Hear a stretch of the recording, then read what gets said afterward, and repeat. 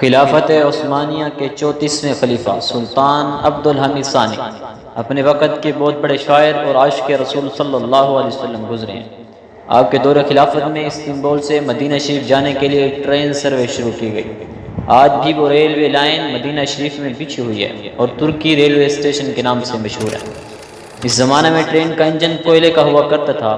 مکمل تیاریاں ہونے کے بعد مدینہ شریف میں ترکیہ اسٹیشن پر سلطان عبد الحمید ثانی رحمۃ اللہ تعالی علیہ افتتاح کے لیے آئے تو سلطان عبد الحمید ثانی رحمۃ اللہ علیہ نے دیکھا کہ کوئلے والا انجن بہت زیادہ آوازیں نکال رہا ہے، تو سلطان عبد الحمید غصے میں آ گئے اور کچرا اٹھا کر انجن پر پھینکنا شروع کیا اور کہا کہ شہر تیری حضور علیہ الصلوۃ والسلام کے شہر میں اتنی آواز ہے۔